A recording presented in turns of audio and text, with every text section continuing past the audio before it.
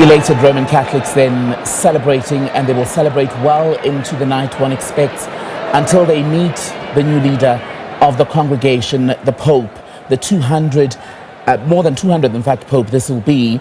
It's a significant election because Pope Francis led the church for more than 10 years, 13 years in fact. He was first elected by the cardinals in 2013. For 12 years he led until his passing on Easter Monday. I want to bring in someone else now to talk to as we cover this breaking news on the SABC. Russell Pollitt, Jesuit priest. Good evening to you, sir. I would imagine you, like the people we're looking at this evening outside Vatican City, are thrilled. Good evening, and to your viewers, yes, thrilled and surprised, because to be honest with you, I really was of the opinion that this would probably happen tomorrow and not today by all accounts, but here we are. And indeed, we now wait to see who the Cardinals have elected as the 267th successor of St. Peter and, of course, follower of Pope Francis. And while we have you, let's speak for a moment about the process that will now unfold, because about 10 minutes ago we saw the white smoke billowing from the chimney, the sign of the good news. What happens now? What's going on behind the scenes? So behind the scenes, as soon as the man is elected, he will be taken to a little room just off the Sistine Chapel, which in Italian is called the Room of Tears. He will then change into the papal clothing in that room. He'll have a few moments alone. It's called the Room of Tears because so often the men who do go into that room shed a few tears at the sheer duty that they've been placed on their shoulders. He will then go back into the Sistine Chapel to be greeted by all the cardinals. They will come forward one by one to greet him and to offer him their obedience. And then he will be led out, and an announcement will be made by the cardinal deacon to the world. He'll say it in Latin, but he'll be saying, I announce with great joy that we have a pope, and he will call out the cardinal's name who has been elected, and then he will also give us the name that the man has chosen to be known as, because popes choose the name of saints, and so he will then be known by that name, so the cardinal will announce the name that he's going to be known as.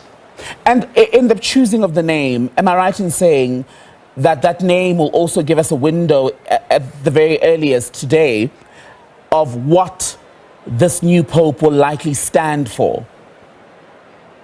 Absolutely, Tembekile. The name will be very significant. Like we heard that name Francis in 2013, the Saint Francis was somebody who cared for the environment, who was a friend of the poor, who really as well tried to live a life of poverty and simplicity. That gave us a real insight into the kind of person that Pope Francis wanted to be, or the papacy that he was going to try and live in the world.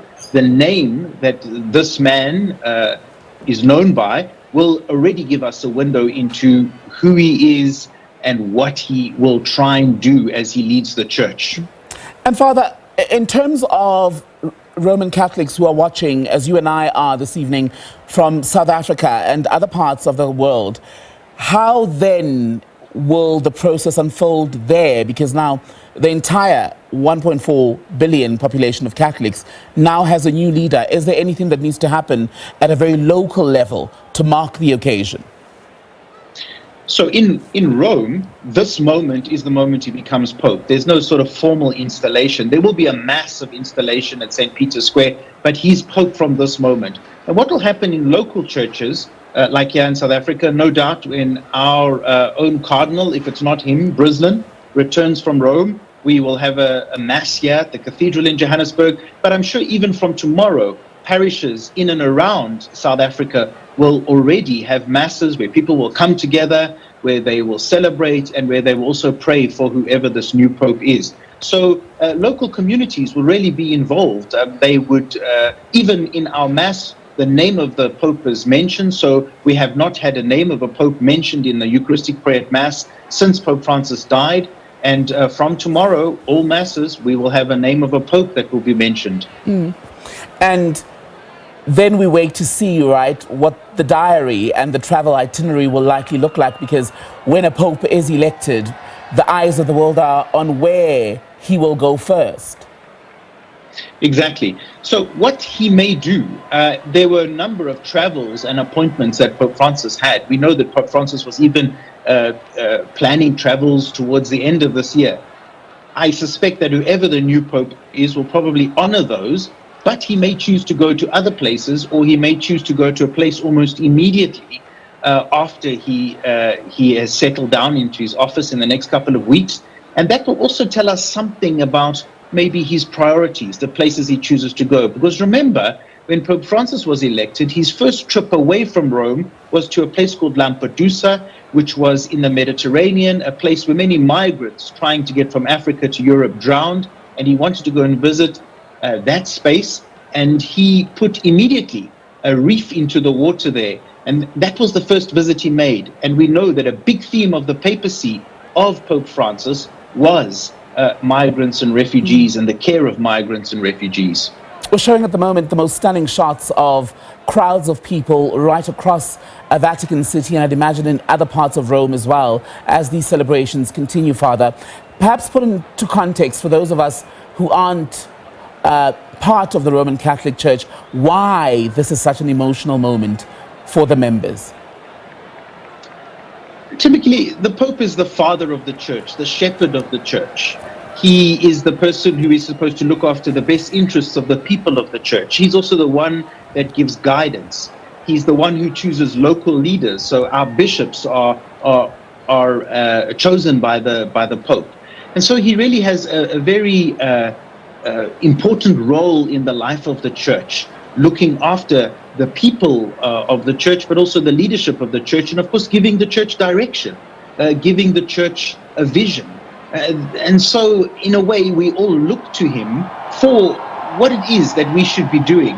And then of course the Pope has another important role. I mean, Pope Francis, I think, lived this very well, where in a global context we see so many divisions in the world, we see so many wars, we know that India and Pakistan are firing missiles at each other.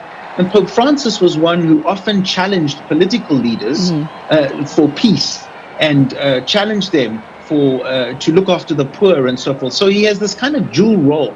And I think that's why he's very close, not just to us Catholics, but it's been amazing how many people have spoken about the Pope and how important the Pope is for them. Father Russell, can I ask that you stay with us, but pause for a moment, because we're seeing groups coming out in their various vestments to mark the occasion, and I think it's appropriate that we pause and then just observe this moment as the Roman Catholic Church celebrates the election of a leader.